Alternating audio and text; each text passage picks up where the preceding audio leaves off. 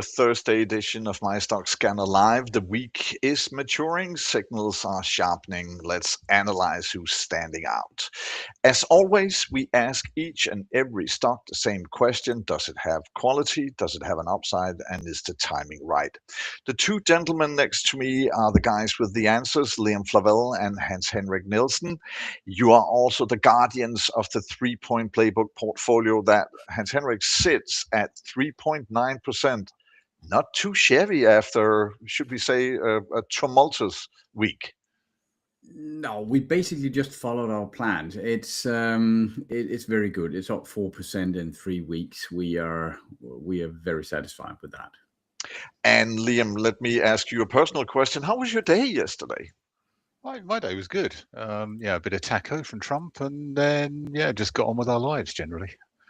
That's the way that we're doing it here on the show, that we don't get affected by things around us. We stick to our strategy. Markets are cutting straight through the noise today and straight to Donald Trump. After a headline-grabbing appearance in Davos, investors are reacting not to the politics, but to the price. Greenland rhetoric softens, European tariffs are off, and risk appetite rebounds across Europe and Asia. Canada is in focus as Mark Carney, the Prime Minister, had a very impressive speech in Davos, and we will give you a Canadian stock of the day. On our home turf, Novo is rising, and Tryg had impressive numbers after earnings. And just as we thought that gold was cooling off, we get a bold 5,400 forecast from Goldman Sachs. There must be a reason why they have gold in their name. We'll break it all down on a show with Thursday's tech. Well, Liam Flavelle suggests that OpenAI could crumble, Intel jumps, and Apple has a new piece of toy in the IA sphere. Let's get started with number of the day. 23,831,000. We'll tell you what it's all about at the end of the show. But first, let's go south, at least from where we're sitting at the moment. Let's go to Davos, where it all took place yesterday. Hans-Henrik, what did Donald Trump gain from coming to Davos and speaking for 100 minutes or 100 years? I'm not sure which one is the correct answer. How long time do I have? No, well, he basically gained nothing. There was some sort of deal struck. No one really knows what it's about. It's all a bit confusing right now, but it seems like a good hot serving of taco. Trump always chickens out. They say they're a concept of a plan, but to me, every point in that plan sounded like something that he already had. A piece of land, he had bases, 17 of them, that he could take, access to mining if he wanted. It sounds like that. As I said, it's very confusing because right now he's saying something. Mark Rutte from NATO is saying another thing. The Danish Prime Minister and the Foreign Minister is a bit confused and say, well, we are not really sure what Trump is talking about. So, it's all a bit confused. It sounds, as you say, like all he said that he fought for now is basically an open door that he kicked in. And, hard to tell. Let's see what today brings. Can you kick an open door in? No, you basically kick air then, I think. So that's it. But another guy who was at Davos and held a speech, and in the Danish edition of our show that was at noon, Hans-Henrik said that you should go back and watch that speech from Mark Carney. Liam, I won't say you know him personally, but UK has they know him. He's been a household name over there. Why is that? I'm not sure you can call Governor of the Bank of England a household name, but he is a known name. He is a known name. He's an important part of setting rates for the pound and for the UK economy, which has obviously done fantastically well since the year and all of those things. But on a more serious note, he did a very, very good job. He's a very sensible, a professional pair of hands, and it looks like he's doing the same thing in Canada at the moment as well. It might be weird to a lot of should we say mainland Europeans that you can be the head of a governor of Bank of England and then go on and become prime minister in Canada. Can you just travel the world and become head of state everywhere you go? I think for the Bank of England, it was either him or Mickey Mouse. Those were the two choices for us at the time, and he just about won out on his professionalism, and he knew what the banking system did. Yeah. More Well, just one thing, Jesper. May I suggest that people look his speech up on YouTube, and then compare to the speech from Trump yesterday, and decide who they want as leader of the free world. Well, there's a reason why we have a Canadian stock as stock of the day later in the show. As a matter of fact, the Canadian dollar also seems more serious than Mickey Mouse money at the moment.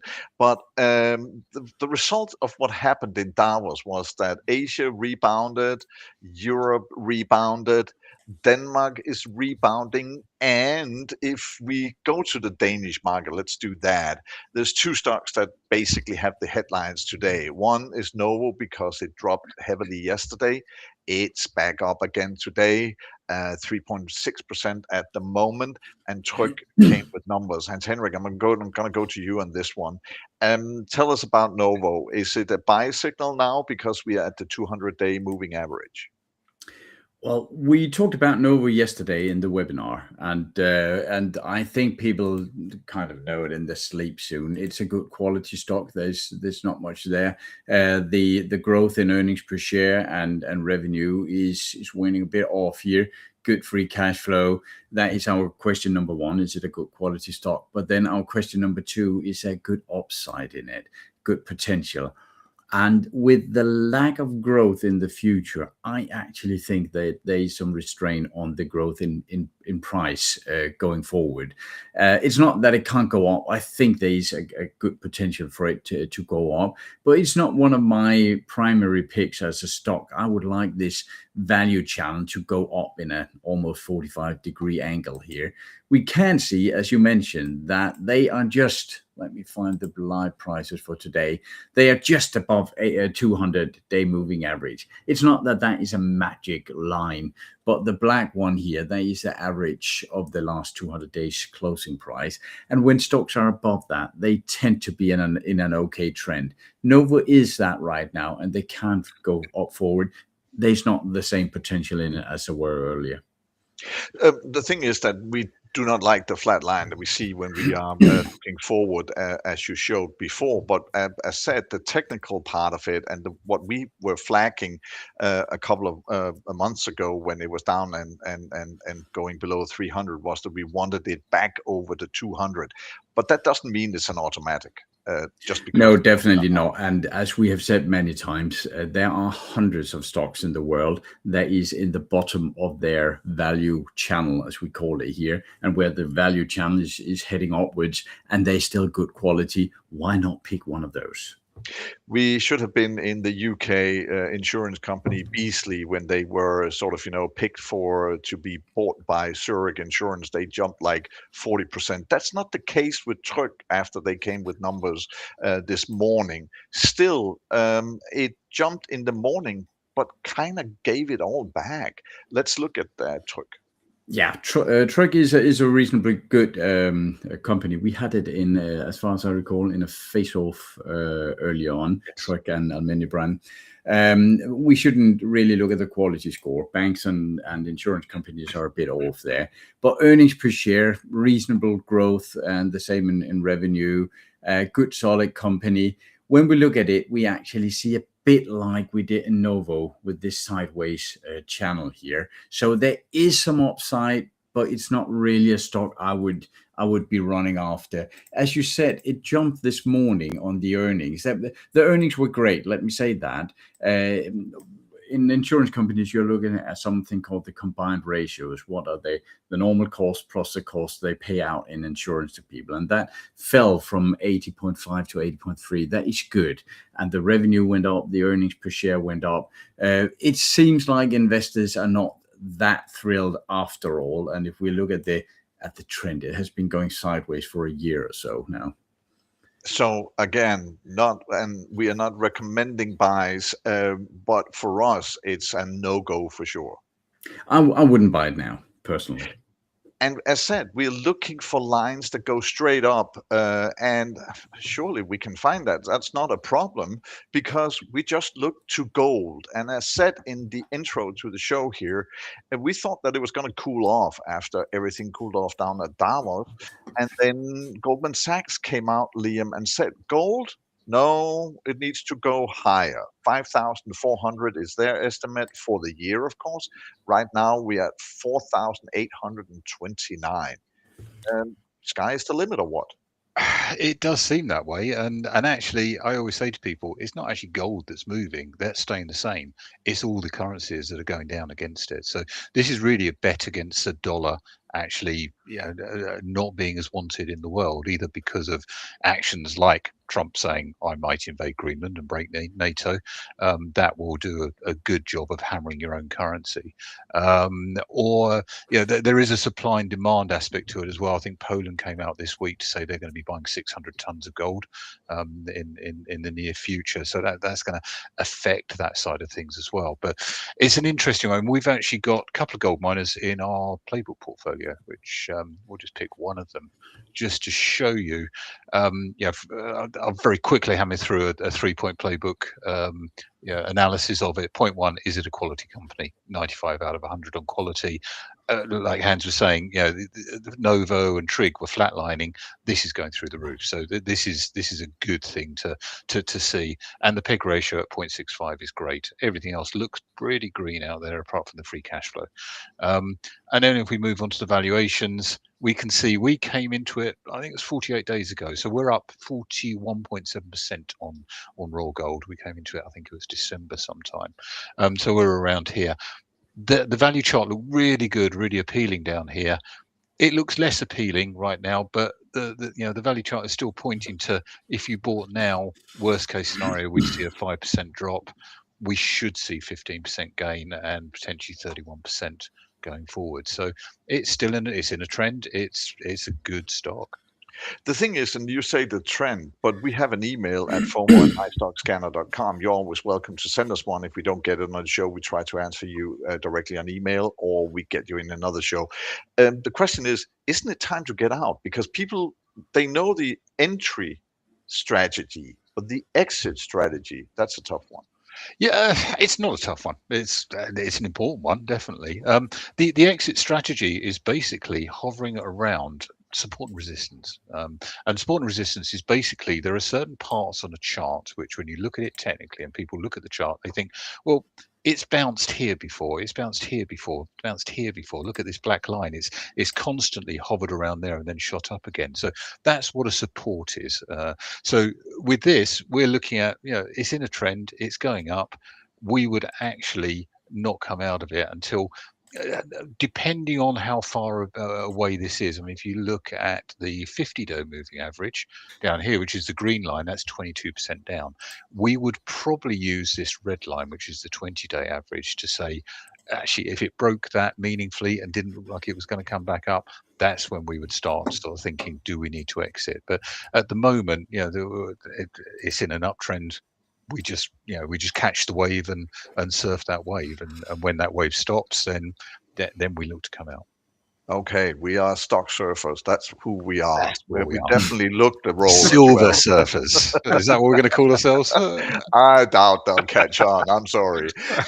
But we are talking gold stocks, and one country that has plenty of stocks in the mining industry, that is, of course, the country north of the US, the sensible neighbor that live above them. Imagine the noise that they're getting used to. Stock of the day is Canadian. Hans-Henrik, we know that it's tough to find a stock that people haven't heard about in the mining industry, but you pulled it off. Yeah, at least someone I didn't hear about. It could easily be someone that. But I was looking through Canadian stocks. I've been doing that for the last couple of days. It's a bit like you can look at a country and see if they have a stable leadership. It's a bit like looking at a company and say if the CEO runs around with a machine gun or a flamethrower trying to burn down the building, then you might not invest in the company. It's the same with the country. And right now, Canada is a solid, stable country. I found a mining company, and they have run a bit away, many of the mining stocks, but there is one that is called K92 Mining. I didn't know it in advance. There are thousands of stocks. We can't know them all. But it is a mining. They have mining both in Canada and in Guinea, I think, and a place in Africa maybe. But quality score, 99. We are asking ourselves, is this a quality stock? And yes, it is. Earnings per share going through the roof. We have a PEG ratio. We mentioned that yesterday in the webinar as well, where you take price earning divided by expected future growth. Very low on this one. Revenue going up. Return on capital, fantastic.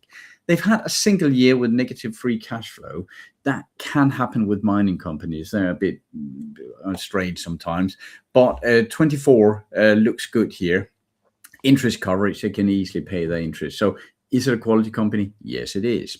Looking at the value chart, we can see that it has gone up a lot. It has gone up from 10 to 27 here. And people sometimes ask, hasn't it gone up too much to buy? Well, that depends.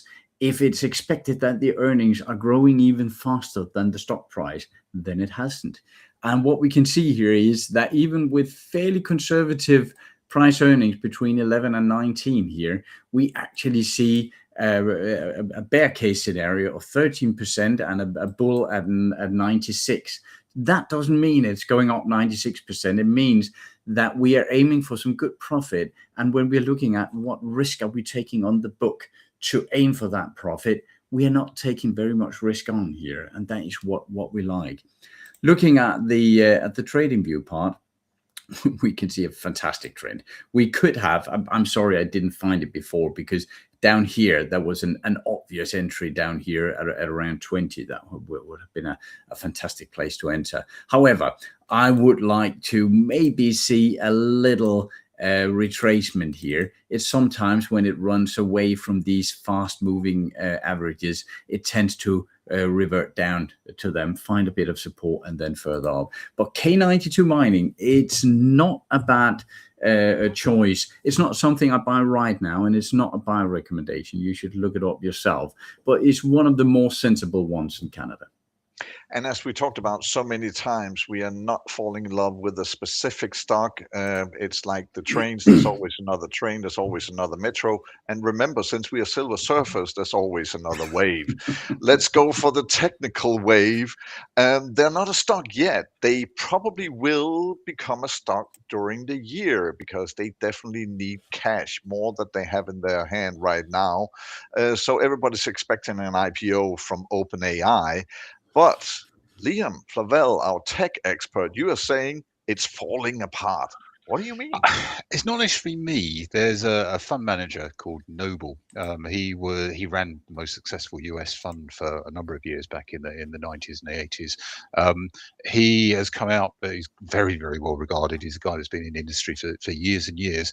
He came out with a tweet. I think it was yesterday, maybe a couple of days ago, basically saying OpenAI, I think I used the term yesterday, was a shit show. Technical expression, which means actually something could be a bit dodgy there. And it's not a new concept that we've been talking about. Michael Burry has been shouting about it for a while. We've been saying, the whole industry, where is the return on investment coming through? And that's effectively what these guys are saying. OpenAI has open commitments of $1.5 trillion over the next 5 years to NVIDIA, to Oracle, to CoreWeave, and other companies. And they earned last year $20 billion. So, even if they IPO'd, they need $200 billion of cash plus an IPO to be able to get to the place they want to be in. And Noble and others are just basically saying, I can't see that happening. I can't see it realistically happening. Also, ChatGPT, the version 5, is not particularly well received. Everyone wanted 4.0 back, which was restored within 24 hours. So he's saying the low-hanging fruit effectively in AI is done now and it's gone. The effect on that is actually, from our point of view, it's things like NVIDIA. They're the stock market darling that we'd look at, very high quality company. But what I've done here is I've actually just set in what Noble is suggesting is the potential of around a 20% drop in the earnings per share. So at the moment, analysts think earnings per share in a couple of years are going to be 7.63. What I've done in my cases is dropped it down to 5.2 and 4.66. 4.66 is quite a hefty drop there, but it's simulating the potential for a company like OpenAI to just drop out, maybe die, and someone else takes them on and they have less cash to put into it. And that effectively says right now, from looking quite rosy, potentially 87%, according to analyst figures, or 38%, 87% according to the PE that we could put in there. From a best case, you could see a drop of 36% in Nvidia, which would fit the bill of a bubble bursting, maybe. Okay, I like what you're doing. You're taking the wrecking ball. First, you tear down OpenAI, and then you go straight at Nvidia. That's an amazing show that we got going here. but Liam, let me give you a curveball then, because everybody said Intel was done and dusted. It was dead. There was nothing in it. It could never come back. And yet, somehow, Intel is back. They have earnings today. We don't know the numbers, but yesterday they jumped 11%. Mr. Flavelle, the floor is yours, or the wave is yours. Serve that one home and explain how that can be. It's an interesting one. Intel are a company with phenomenal potential. They got some very clever guys there that were very early on chip manufacturing and things like that. And they've basically been mismanaged for the last 25 years, and you can see it from their stock price when you look at it. It's not been a great place to be. It's not really moved that much in 5 years, and so on and so forth. What they did very cleverly about 3 or 4 years ago is they came up with a business strategy which actually said, let's bring fabrication of semiconductors back to the US. This is exactly what Trump is doing at the moment. He's negotiating with people. So they've been building these fabrication plants in the US for the last few years. The first one came on stream this year, and there's another more technical one coming on stream in a year or two if they can prove there's a revenue for it. So that is effectively what people are betting on here. They're saying everyone is trying to onshore chip manufacturing and chip production and chip packaging into the US. Intel have got a big head start. The government took a 10% stake, 15% stake back in September. Nvidia took a stake. The things, they're not a high quality company. There's new management in there. They're unproven. Nvidia looked at their fab plants and then decided not to put any work their way. So that says to me their yields, which is how much silicon the works that comes out of the wafers they produce, probably isn't quite at a good enough point at the moment. Are you back at saying shit show again? It's a better shit show than the previous one, put it that way. It's going up, it's in an uptrend, and Nvidia, I'm not saying it's going to go down. I'm just basically saying the risks are starting to look to the downside rather than the upside, because everyone is saying, where's the return on investment? Intel will suffer in the same way if they hit this. They're riding the wave that Nvidia is at the moment, and there's another danger there. Okay, we're back at surfing with another wave. We will talk a little bit about expectations to their numbers. You'll get that in just a second, Liam. But first, we need number of the day to round off the show here. And that is, I said 23,831,000 people in the US are dollar millionaires. You have the list here of the entire world with the most millionaires. Number 2 is China. 6.3 million people in China are millionaires. In the UK, it's 2.6 dollar millionaires over there. Denmark creeps in on the list at number 22. We beat out Norway. 376,000 people who all should be listening to this show if they have that kind of money. But Hans-Henrik, being a dollar millionaire, Denmark is, of course, counting in everything. That means your pension and all you have. So maybe you can't invest all of it. No, but we would gladly have a big chunk of these. I was a bit surprised that it was almost 10% of the adult population. But if we can just have a tenth of them watching our show here, that would be fantastic. And they can learn the 3-point playbook that builds on quality, upside, and timing. That's how we look through every stock. We are in earnings seasons, believe it or not. It's not very many headlines that it's gotten. Today is going to be a little bit better. Visa is coming with numbers, Procter & Gamble, GE Aerospace. As mentioned, we have Intel. Liam, you're up here. Expectations for you to Intel? Can they live up to the hype? I think it's a really difficult one. It's early stage because this is based on future potential growth and then converting clients in there. I don't think they've converted too many. So I think they'll be cautious, but they'll say there's good guidance coming through, and that it's the guidance that I'm looking at more than anything else. We'll definitely keep you posted. Read more from Liam Flavelle in his Thursday Tech article to be found on our webpage, MyStockScanner.com. Questions for us, also fire them off at FOMO@MyStockScanner.com. Hans-Henrik, I'm going to ask you about a mining stock, since you have brought up a few here on the show. Freeport-McMoRan is coming with numbers today. Your expectations for them? Well, I'm always careful not to have too much expectations. Yeah, as you know, I look at the numbers. I don't even trade the numbers when they come. I trade what the market reaction is to the numbers, because too many private, or we are all sitting here, we are the dumb money. We have less information than the clever guys. And when a number comes, or when expectations are out there, people tend to jump on a number and say, oh, that was a good number, let me buy this stock. And then the stock drops. You can see with Trek Insurance today, dropped after a gap up. So what we do is we have a look at the stock. Is it quality? If it's fairly priced? And if the market then agrees with us and start to buy it up, then we follow. So we don't try to guess. We don't try to outsmart anyone. We basically just, ride the wave, or whatever metaphor you're using. Everybody get a surfboard at the end of the day. I sense that. Listen, guys, we are back in English on Tuesday at 1 o'clock. Liam Flavelle is, of course, writing articles every day to be found on our webpage. We are back in Danish on air tomorrow at noon. Thanks for joining us today for the Thursday edition of My Stock Scanner. It's smarter picks. It's less stress. That's your Thursday advantage. Quality, upside, timing. We say it over and over again, but that are the three-legged chair that we are sitting on. Wish you happy investing. See you tomorrow, Hans-Henrik. See you Tuesday, Liam. Thank you for watching.